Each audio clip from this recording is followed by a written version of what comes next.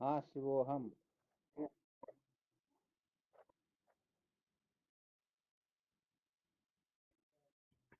क्या विषय चल रहा था अपना?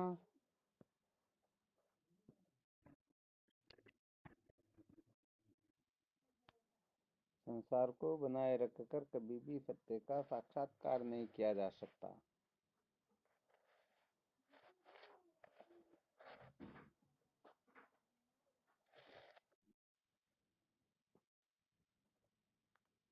कल क्या सुनाया था इसमें?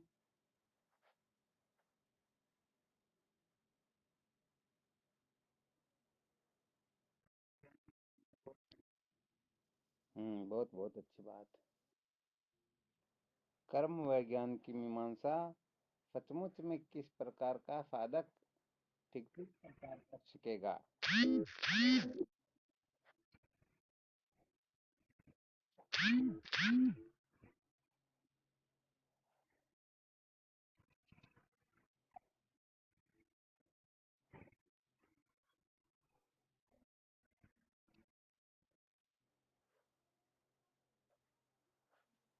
क्या निर्णय निकला फिर इसमें?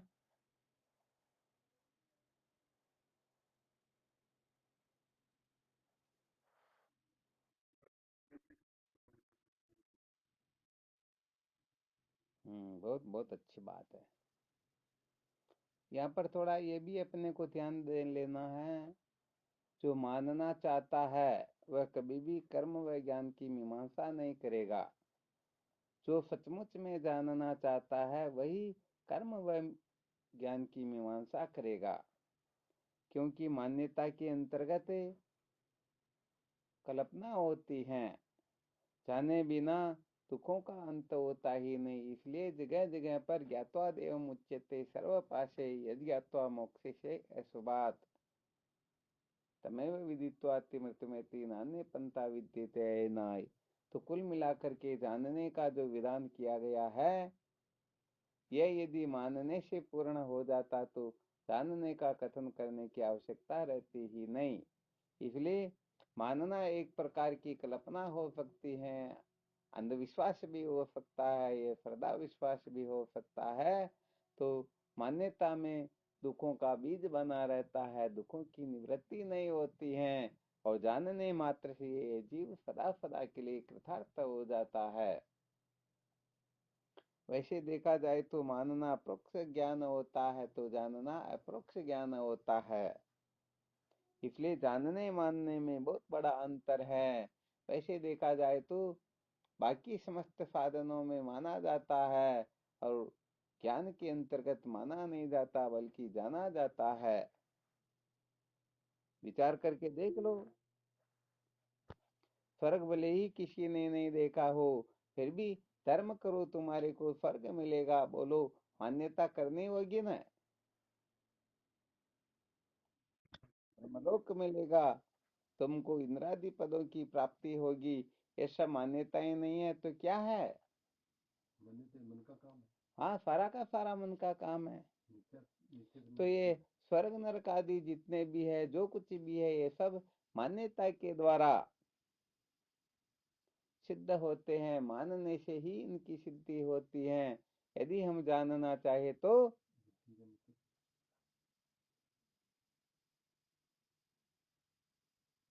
बड़ा गड़बड़ घोटाला हो जाएगा ना।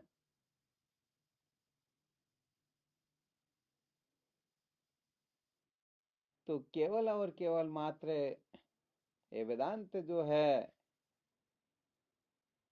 जानने को महत्व देता है, अर्थात जानने का विधान करता है कि जान करके ही हम सर्व दुखों से सदा सदा के लिए छुटकारा प्राप्त कर सकते हैं। जाने बिना कभी भी दुखों का अंत होता ही नहीं। तो जो लोग मानने के चक्कर में पड़े हुए हैं, मान्यता में अटके हुए हैं, वो मान्यता किसी भी प्रकार की हो सकती है। मान्यताओं में उलझे हुए जीव कभी भी ज्ञान व कर्म की मीमांसा करेंगे ही नहीं। क्योंकि तो उनको उनके मत पंथ संप्रदाय के अनुसार जैसा बता रखा है, उसमें यदि वह संशय कर लेता है तो उसे बहुत बड़ा अपराध माना जाता है। बस तुम तो मान लो भगवान कैसे हैं, जैसा वर्णन किया वैसा मान लो, साक्षात्कार हो या न हो वह बात अलग है। तो वैसे देखा जाए तो मान्यता भी कुछ हद तक साधना होती है, परंतु केवल और केवल मात्र मान्यता में ही अटके रह जाएं तो सच्ची बात है कभी भी वह दुखों के बंधन से छुटकारा प्राप्त कर सकता ही नहीं।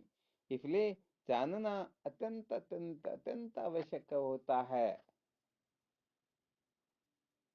बस यही कारण है कि हमारे वेदांत के मूर्धन्य विद्वानों का कहना है कि बहुत सारे साधक अपने को ब्रह्म मानना प्रारंभ कर देते हैं। ये अशुभ तो नहीं है, शुभ है, और कुछ हद तक साधन भी है, परंतु जाने बिना निश्चित ज्ञान नहीं होता है, जाने बिना दुखों का अंत होता ही। हाँ, ये मान्यताएं बदलती रहती हैं।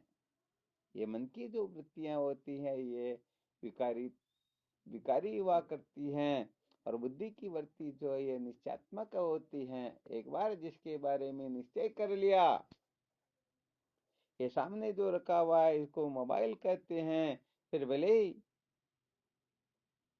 एक साथ 12 डाकू मिलकर के आए और पूरे शरीर पर बंदूक लगा करके कह दे बोलो ये मोटर है वरना शूट कर दिए जाओगे, तो हम सचमुच में कह देंगे हाँ भाई ये मोटर है, मोबाइल नहीं है।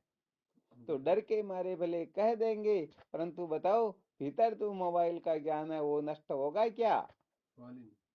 कभी नहीं हो सकता है। तो देखो भाई यहाँ पर विशेष बात यह है,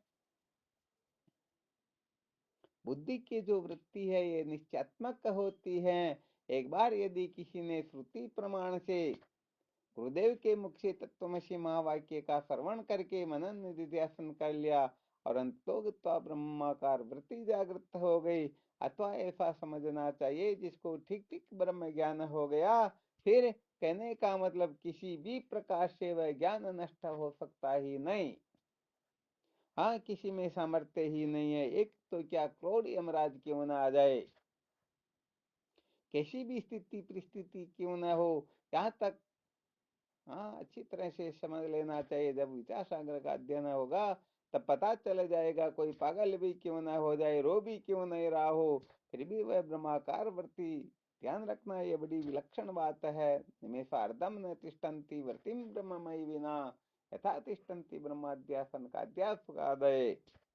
तो ये निमिष मात्र के लिए भी हाँ ये नष्ट नहीं होती हैं। इसलिए ब्रह्माकार वृत्ति का बड़ा विशेष महत्व होता है।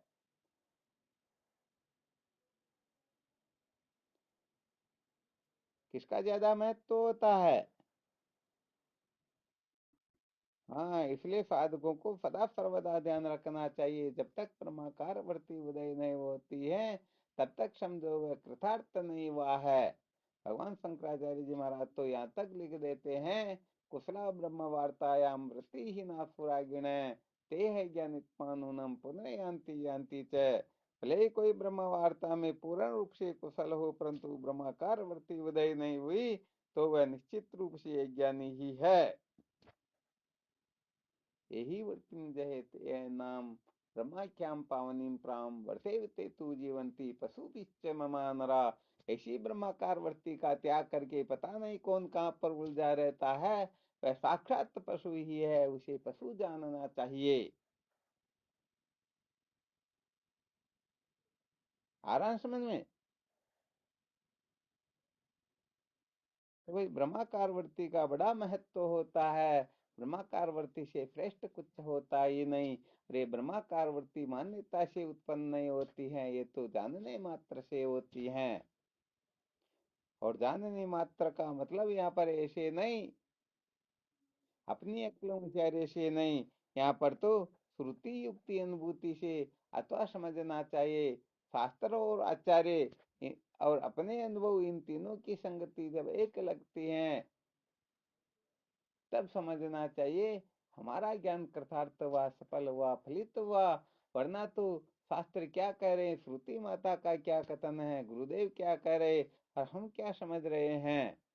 तो यहाँ पर श्रुति भी माँ वाक्य से संबंधित श्रुति हो और गुरुदेव वह भी श्रोत्रिय ब्रह्मनिष्ठ हो। और यहाँ पर जिज्ञासु भी ऐसा नहीं वैसा नहीं, बल्कि मल विक्षेप दोष से विनिर्मुक्त, चतुष्ट साधन संपन्न, और वास्तव में सर्व दुखों की अत्यंत निवर्ती और परमानंद की प्राप्ति की चाहने वाला हो, तब ही सचमुच में ये ब्रह्माकार वृत्ति जागृत होती हैं।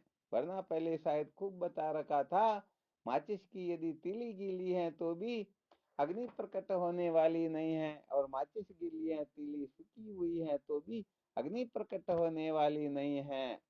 यदि दोनों ही गीले हैं तो फिर तो समझ लेना बात ही कुछ और हो गई।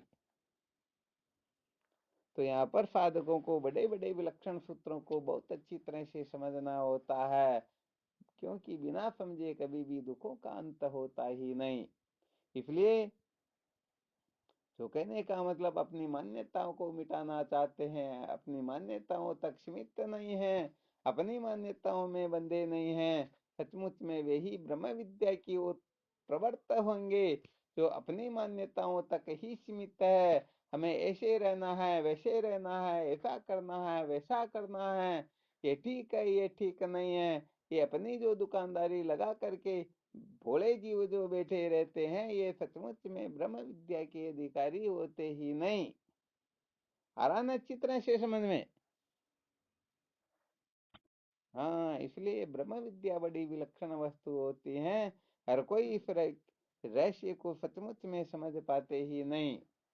इसलिए जब तक देह से, इंद्रिय से, प्राण से, मन से वैराग्य न हो जाए, तब जब तक हम इनसे सचमुच में ऊपर उठ न जाए, जब तक इनके आग्रह से ठीक ठीक हाँ विनिर्मुक्त न हो जाए, तब तक सच्ची बात है वेदांत विचार वहाँ कुछ भी फल देने वाला नहीं है। हाँ, वैसे देखा जाए तो ये वेदांत विचार सुनने में भी बड़ा विलक्षण है, ये बड़ा पुण्य का भागी तो हो सकता है, परंतु तत्क्षण वो जीवन मुक्त जो अवस्था होती है, जीवन मुक्ति जिसे कहते हैं, ब्रह्माकार वृत्ति जो होती है, वह उदय नहीं हो पाएगी, वह बाधित रहेगी। तो वह यहाँ पर तो कुल मिलाकर के अनादिकाल की जो कल्पनाएं हैं हमारे भीतर बैठी हुई हैं, ये कल्पनाएं जब तक ठीक ठीक प्रकार से निवृत्त नहीं हो जाती हैं, हम इनसे ऊपर नहीं उठ जाते हैं, तब तक सच्ची बात है हम सबका सारा का सारा गुण गोबर करते ही रहेंगे। इसलिए भाई यहाँ पर तो हमें सचमुच में क्या करना होता है,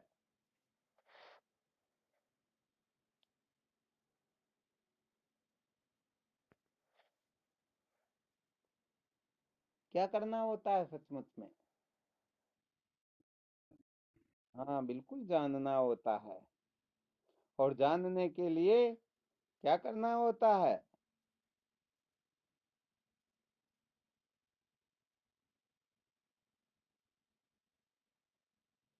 जानने के लिए जो जो प्रतिबंधक है, उन समस्त प्रतिबंधकों का त्याग करना होता है। अर्थात मन का जो संकल्प विकल्प आदि मन की जो मान्यताएं हैं, मन सहित मन के नीचे की कक्षा के जो जो भी हैं, उन सबसे अपने को ऊपर उठना होता है। अच्छा, विचार करके देखो, यदि विचार करना है तो विचार बुद्धि से होगा या शरीर से होगा?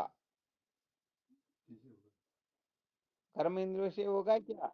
ज्ञान इंद्रियों से होगा क्या? मन से होगा क्या? तो अब विचार करके देखो, हम तो शरीर में बैठे हुए हैं, बहुत सारे शरीर तो क्या, शरीर के जो संबंधी है वहां पर बैठे हुए हैं, उनके पीछे पागल हो रहे हैं, उनके लिए मरने मारने पर उतारू है, उनके सिवाय उनको कुछ सूझता ही नहीं, उनके ही चक्कर में रात दिन तक पड़े रहते हैं। बताओ, ब्रह्म विचार कर पाएंगे क्या? हाँ, नहीं कर पाएंगे। और बहुत से कहने का मतलब अपने शरीर के जो संबंधी है, उन संबंधियों के संबंधी के चक्कर में, या संबंधियों के संबंधियों के संबंधियों के संबंधी के चक्कर में पड़े हुए हैं। विचार करके देखो, ये विचार हर कहीं पर उदय होता ही नहीं। अरे, यदि फर्श पर कोई गेहूं को ले जाकर बोना चाहे तो बताओ, अंकुरित तो हो जाएगा क्या वो? नहीं होगा ना। हाँ, तो यहाँ पर तो सचमुच में रहस्य को ठीक तरह से समझना होता है।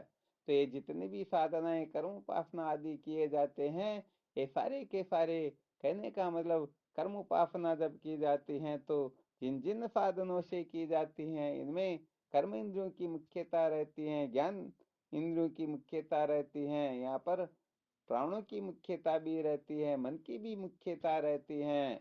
तो ये सारे के सारे कर्म करके, समस्त साधनों को धारण करके भी जब ये सच्ची बात कहे तो रीता का रीता रह जाता है, उस समय फिर इसके हृदय में इस प्रकार की जिज्ञासा जागृत होती है कि अरे भाई, गड़बड़ घोटाला कहाँ पर हो रहा है। तो उस समय वह सचमुच में उस जगह से ऊपर उठ जाता है और वही ब्रह्म विचार करने के योग्य होता है। देखो, विचार करके जब तक उस हाथी को अपना बल पता था, अपने संबंधियों का बल पता था। भवानी शंकर जी, आवाज आ रही है?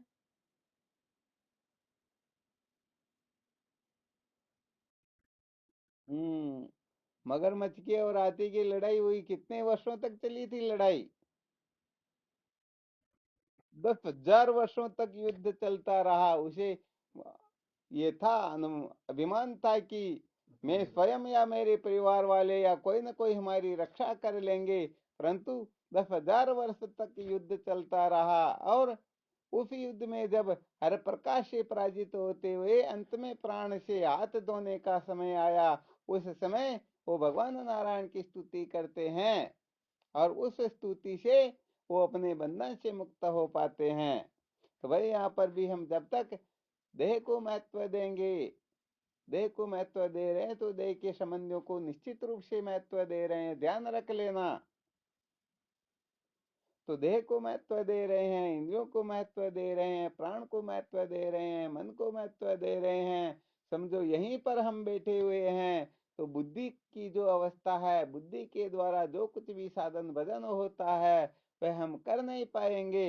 इसलिए इन सब से ऊपर उठना होता है, इनको मिथ्या समझना होता है, इनके चक्कर से हमें बचना होता है। परंतु हम करें तो क्या करें? हम तो केवल और केवल मात्र इतना जरूर समझ लेते हैं कि भाई, वेद का विधि क्या है, निषेध क्या है, बस इसको जान करके यहीं पर अटके रहना चाहते हैं। थोड़े बहुत यदि कोई साधक आगे बढ़े तो हमें निषिद्ध नहीं करना है, विहित करना है, परंतु विहित से वैराग्य होता ही नहीं। और सच्ची बात तो यह है, जब तक विहित से वैराग्य नहीं होता है, तब तक वह वेदांत की LKG का भी अधिकारी होता ही नहीं। आ रहा समझ में अच्छी तरह से? हाँ, बिल्कुल सत्य बात। क्योंकि विहित कर्मों से यदि वैराग्य नहीं है तो बार बार यही सोचेगा, अरे, मेरे को कौन, कोई कुछ कह नहीं दे, किसके साथ बैठे हुए, किससे वार्तालाप कर रहे हो, क्या कर रहे हो, क्या नहीं कर रहे हो, ऐसी हजारों हजारों कल्पनाएं उनके दिमाग में घूमती रहेगी। और वह सचमुच में ब्रह्म विचार करने से निश्चित रूप से भटक ही जाएगा। इसलिए निषिद्ध से वैराग्य होना ये कोई बड़ी बात नहीं है। बड़ी बात वास्तव में कहे तो विहित से वैराग्य हो, ये वास्तव में बहुत बड़ी बात होती है। क्योंकि विहित कर्मों के द्वारा स्वर्ग आदि लोकों की प्राप्ति हो सकती है। विहित कर्मों के द्वारा भले ही ब्रह्मलोक आदि की प्राप्ति हो सकती है, सालों के सामीप्य मुक्तियां प्राप्त हो सकती हैं, परंतु ये जीव सदा सदा के लिए कृतार्थ नहीं हो सकता है, समस्त बंधनों से छुटकारा प्राप्त कर सकता ही नहीं। इसलिए इन बातों को अच्छी तरह से समझना होता है।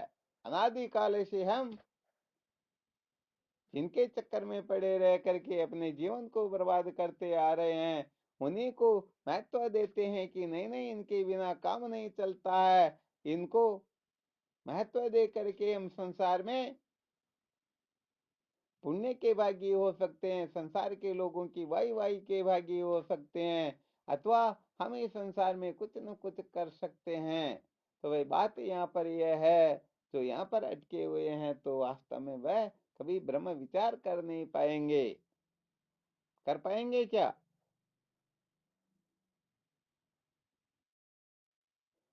हाँ, तो यहाँ पर सच्ची बात कहे तो जो निषिद्ध कर्मों से विरक्त हो जाता है वह कर्म इंद्रियों से ऊपर उठ जाता है। और जब तक कर्म इंद्रियों से ऊपर नहीं उठ पाता है तब तक वह कहने का मतलब कुछ न कुछ करने के चक्कर में ही पड़ा रहता है।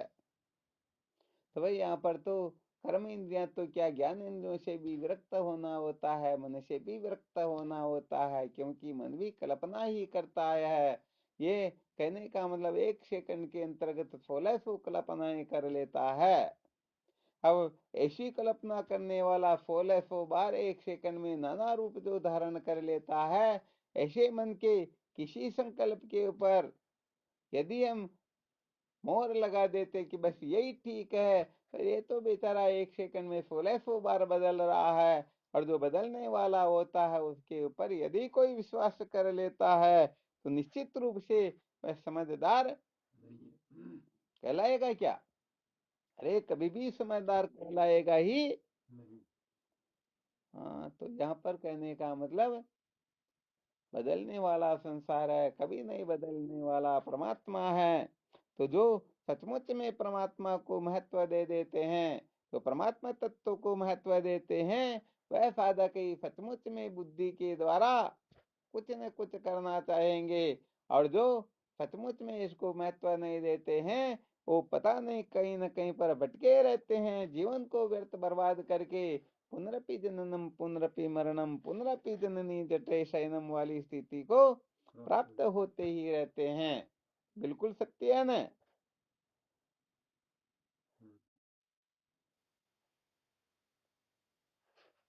तो भाई देख लो, सत्संग अपन जो कुछ भी काफी समय हो गया सुनते आ रहे हैं, बात यही है, न कर्मणा न परजया न धनेन त्यागे न के मृतत्व मानसु। ये कर्म धन भोग जो है मन के द्वारा, इंद्रियों के द्वारा, देह आदि के द्वारा ही होता या नहीं होता?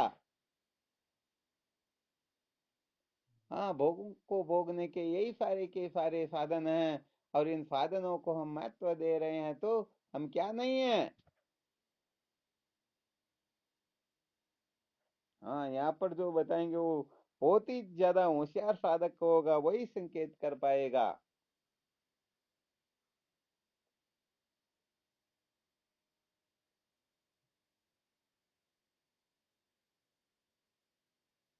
ध्यान में नहीं आया?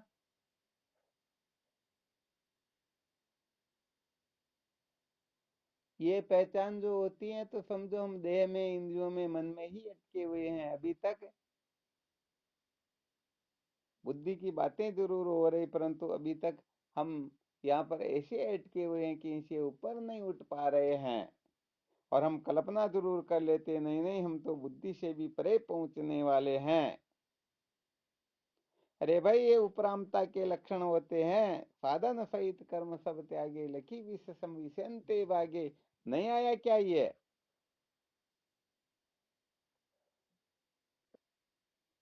हाँ, ध्यान रखना चाहिए। वैसे देखा जाए तो साधकों को खूब अलर्ट होना चाहिए। तो अलर्ट साधक होते हैं, सचमुच में वह साधक कुछ न कुछ।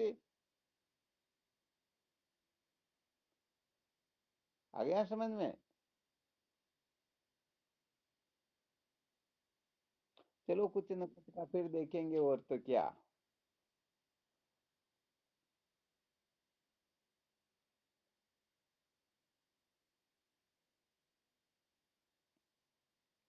तो सदा सर्वदा साधकों को इतना चिंतन अवश्य करते रहना चाहिए कि हमारी जो अहमता ममता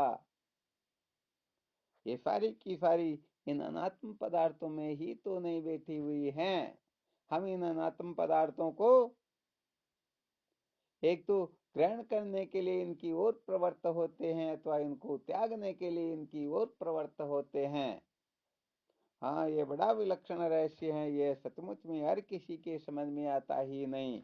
इसीलिए तो कहा जाता है जो भोगी होता है उनका त्याग भी भोग रूप होता है, और जो त्यागी होता है उनका भोगों की ओर जाना भी त्याग के लिए ही होता है।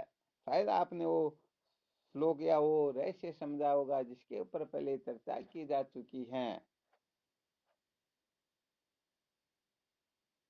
हाँ, तो ये सारे के सारे विलक्षण रहस्य होते हैं।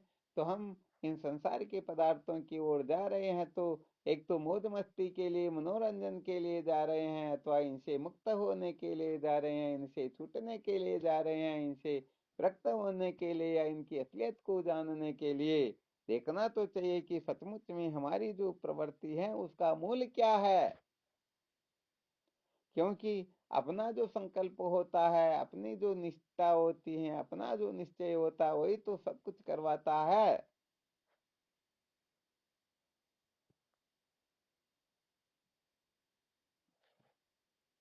तो यहाँ पर क्या सिद्ध हुआ? मूर्खों की निवृत्ति भी प्रवृत्ति होती है, और ब्रह्मवेता महापुरुषों की प्रवृत्ति भी सचमुच में निवृत्ति होती है। आया थोड़ा बहुत समझ में, ध्यान में आया क्या?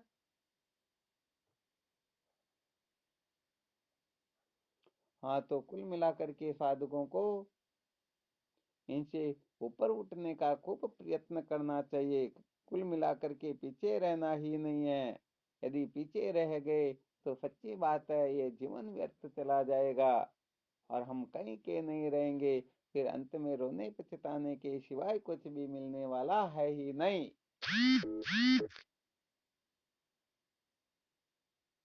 तो कहने का मतलब बातें ये होती हैं, किसी को 2 वर्ष, किसी को 10 वर्ष, किसी को 20 वर्ष, किसी को 50 वर्ष हो गए सुनते सुनते, परंतु जीवन में यदि परिवर्तन नहीं आया, हमारी आदतें नहीं सुधरी, हम जहाँ पर अटके हुए वहीं पर अभी तक बैठे हुए हैं, वहां से ऊपर नहीं उठना चाहते हैं, तो समझ लेना चाहिए अभी तक हम सचमुच में धोखे में ही है। बताओ, धोखे के सिवाय कुछ है क्या? हाँ, ये बहुत बड़ा धोखा होता है। इस धोखे से ऊपर उठो। अरे, सपने से जगे बिना सपने के दुखों का अंत नहीं होता है। कब तक कहने का मतलब, इस संसारारण्य में सचमुच में देखा जाए कोई किसी का होता ही नहीं, फिर भी हम बावड़े होकर के पागल हो रहे हैं और समझते हैं कि हम तो सदा सदा के लिए हाँ सुखी हो गए। परंतु यहाँ पर टिकने का अधिकार किसी को होता ही नहीं। जो मिलता है बिछुड़ जाता है, जो आता है वो चला जाता है, जो जन्मेगा वो मरेगा। यहाँ पर सूर्य उदय होता है तो अस्त भी हो जाता है। इसलिए इस संसार में कुछ भी स्थायी नहीं है। और हम क्या करते हैं? हम देह को, इंद्रिय को, प्राण को, मन को, इन सबको स्थायी बनाए रखना चाहते हैं। हमारे मन में जो कल्पनाएं हो गई वह वो कभी नष्ट हो ही नहीं। हमारी कल्पना के अनुसार, हमारी मान्यता के अनुसार, अरे ऐसे करते करते करते सच्ची बात तो यह है, यहाँ पर कोई सोचता है कि मेरी मान्यता के अनुसार चलने वाला कोई गुरु मिले तो इस संसार में कल्प कल्पांतर तक भटकता भी क्यों नहीं रहे, परंतु उसकी मान्यता के अनुसार चलने वाला गुरु उसे कभी मिलने वाला है ही नहीं। मिलेगा क्या? तो हमारी मान्यता के अनुसार हम चाहते हैं कि ऐसा हो वैसा हो, इस प्रकार का ठीक है, इस प्रकार का ठीक नहीं है।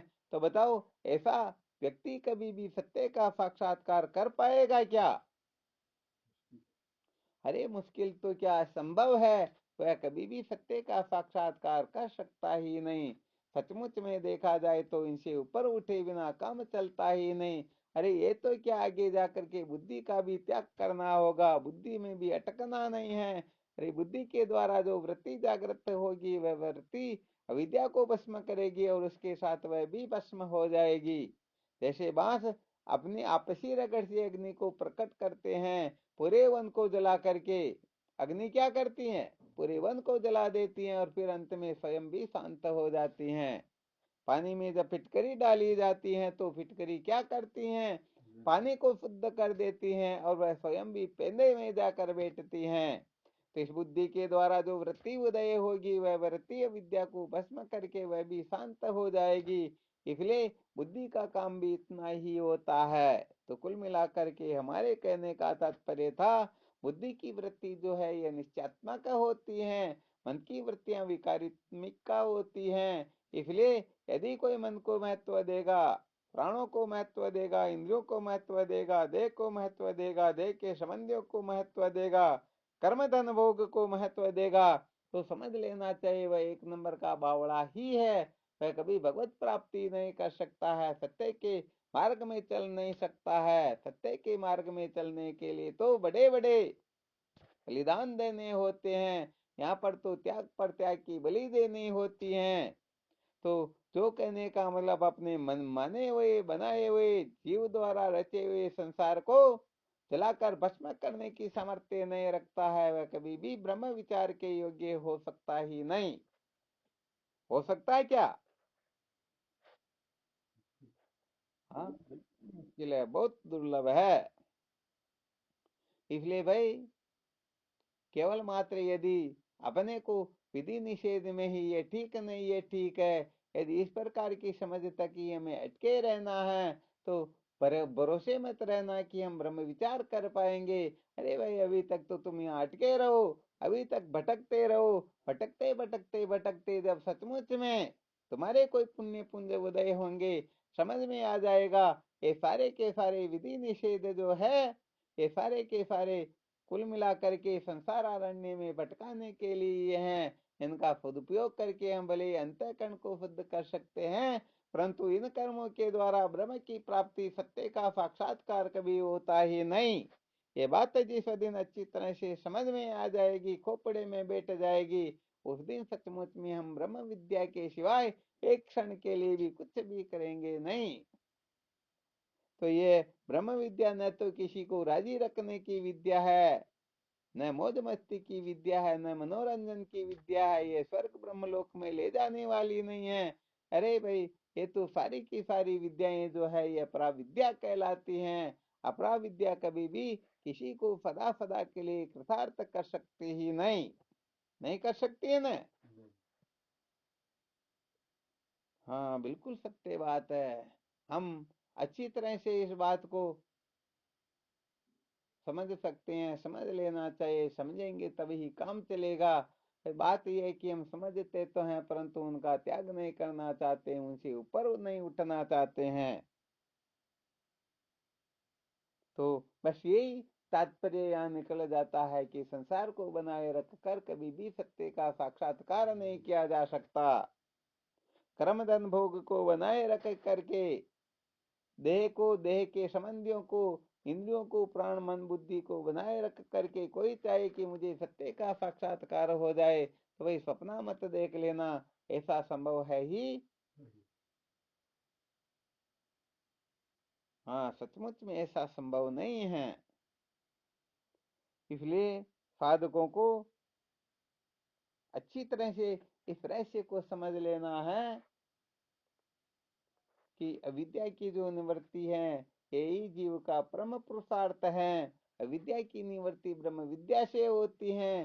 ब्रह्म विद्या ठीक ठीक प्रकार से जागृत हो, इसके लिए कर्म और ज्ञान की मीमांसा करनी होती है। और जब तक कर्म और ज्ञान की मीमांसा नहीं की जाएगी, तब तक कहने का मतलब हम किसी भी साधन से अपने को कृतार्थ समझते रहेंगे, जो स्वप्न में भी होने वाला है ही नहीं।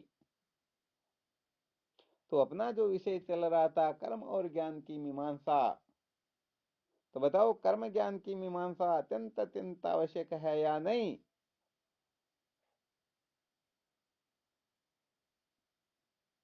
हाँ बिल्कुल आवश्यक है। तो यहाँ पर कर्म और ज्ञान की मीमांसा का मतलब होता है अपने को वो दोनों ही वस्तुएं जैसे दुकानदार सामने रख देता है, उनके गुण अवगुण बता देता है, भाई देखो ये 50 रुपए की है और ये 500 रुपए की है, इससे तुम्हारे को क्या फायदा नुकसान होगा और इससे तुम्हारे को क्या फायदा होगा, वैसे ये दुकानदार बता देता, चॉइस अपनी है। तो जो सचमुच में विवेकी होगा वो कुल मिलाकर के कर्म आदि को ब्रह्म साक्षात्कार के लिए उपयुक्त समझेगा ही नहीं। तो कर्म का जो जो क्षेत्र है वहां तक वह उस दायरा में रह करके सब कुछ कर लेगा, परंतु आगे इनका त्याग करके, जैसे समझो हमें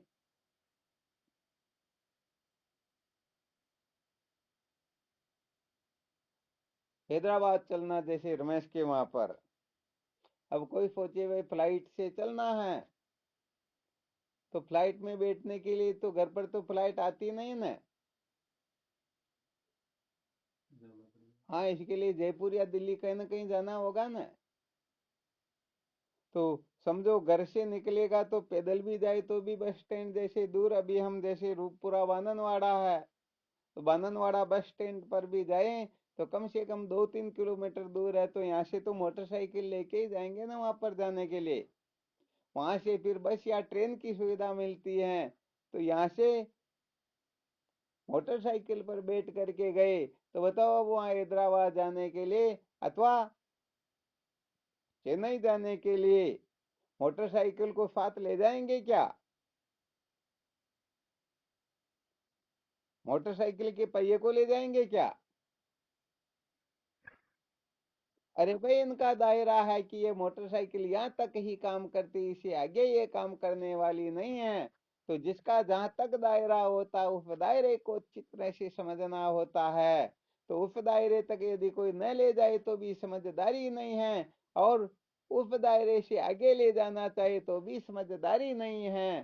बस यही समझ लेना चाहिए कि कर्म का उपयोग कहाँ तक है, उपासना कहाँ तक, भक्ति कहाँ तक, ये योग कहाँ तक, सारे के सारे साधनों को हमें अच्छी तरह से समझ करके देख लेना है। और जहां तक इनकी आवश्यकता है तब तक इनको काम में लो, और जब इनकी अंतिम सीमा आ जाती है उस समय इनको प्रणाम करके आगे के साधन की ओर प्रवृत्त हो जाओ। हम ये नहीं कहते हैं कि इनकी लात लगाओ। हाँ, हो सकता है किसी का मन बदल जाए कि नहीं नहीं, अभी ब्रह्म साक्षात्कार करके क्या करना है, अभी तो बहुत बहुत मजे लेने हैं। तो भाई फिर इन साधनों की जरूरत पड़ेगी या नहीं पड़ेगी? हाँ, तो लात मत लगाना, क्योंकि लात तो वही लगा सकता है जो सचमुच में फिर जीवन में कोई आवश्यकता रहे ही नहीं। इसलिए उनको प्रणाम करके आगे निकल जाओ। समझ में बैठे तो देख लेना, नहीं बैठे तो वापस आकर के मौज मस्ती मनोरंजन के चक्कर में पड़े रहना। किसी को क्या आवश्यकता है कि आपको आपकी मस्ती में हस्तक्षेप करके वहां से आपको इधर उधर करे। बताया ना कल, ये वेदांत की रीति रोग पिलाकर डॉक्टर बनने की होती ही नहीं। सच्ची बात कहें तो जिनको 1000 बार गरज हो वह आकर के नाक रगड़े और ब्रह्म विद्या प्राप्त करे। ब्रह्मवेता महात्मा यदि कोई परवाह करता है कि नहीं नहीं, तो समझ लेना चाहिए अभी वह ब्रह्मवेता तो क्या, अभी तक साधक भी नहीं है, अभी तक उसमें जिज्ञासु के लक्षण भी है ही नहीं। इसलिए ये वेदांत रोग पिलाकर डॉक्टर नहीं बनता। सचमुच में तुमको जन्म मरणादिक दुख से दुख हो रहा हो, तुम इनसे सचमुच में छूटना चाहते हो, तो ब्रह्मवेता महात्माओं के सानिध्य में पहुंचकर अपने दुखों से छुटकारा प्राप्त कर सकते हो। हाँ, ये थोड़ी विशेष बात है। तो रोग फैलाकर डॉक्टर कौन बनते हैं?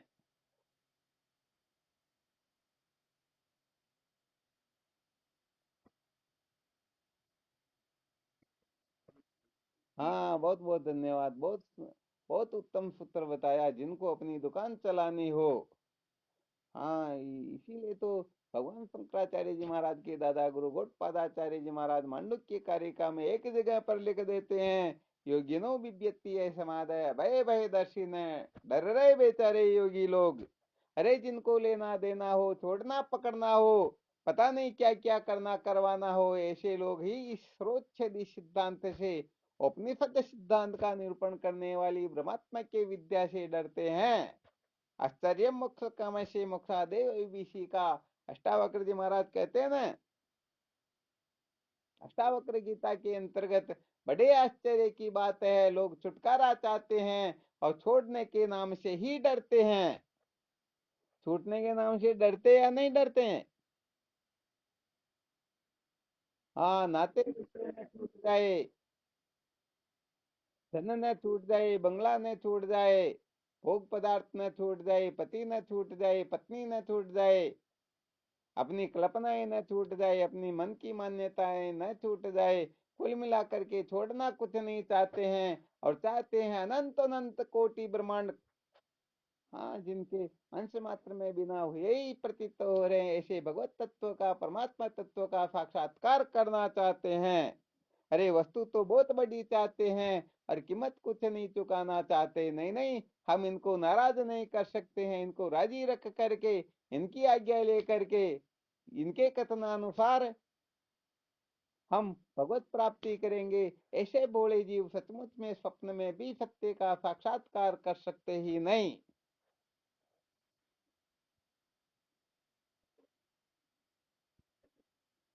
आराम से बोलो।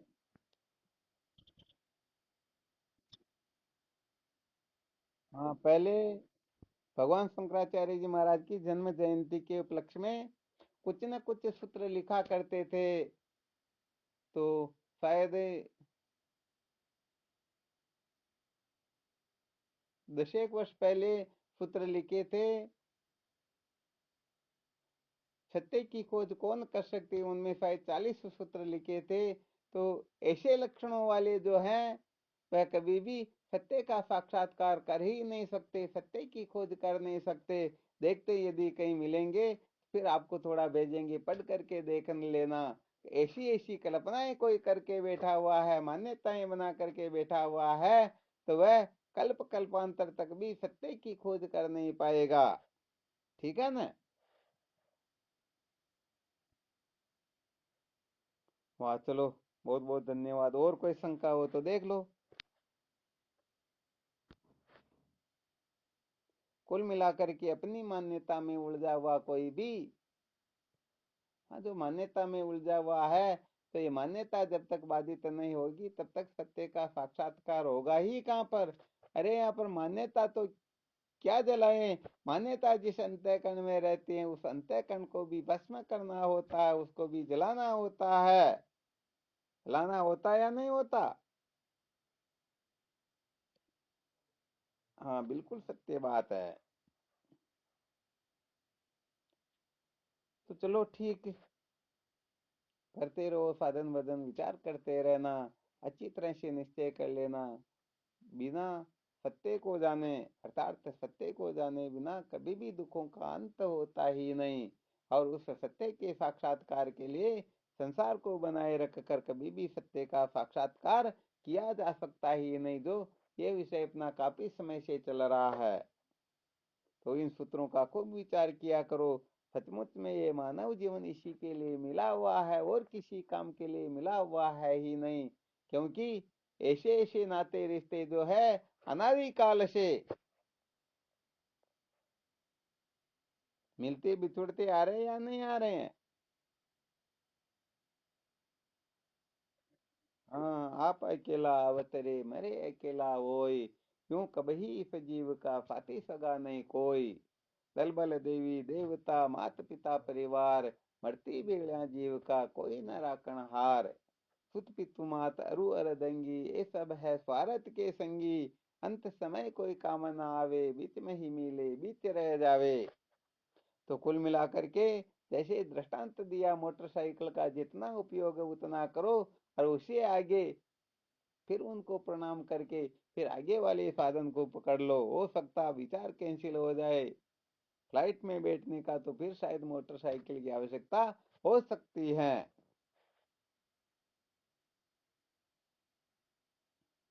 चलो, कोई संशय हो तो देख लो। आज 3 4 बिंदुओं पर तो विचार कर चुके थे, कर्म और ज्ञान की मीमांसा के बारे में। आज उनका स्वरूप और फल क्या है इस पर विचार करना था। तो चलो, फिर नेक्स्ट क्लास में फिर उसी का विचार कर लेंगे।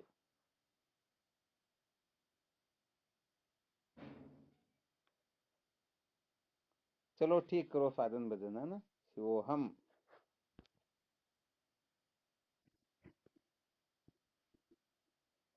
हाँ, शिवोहम।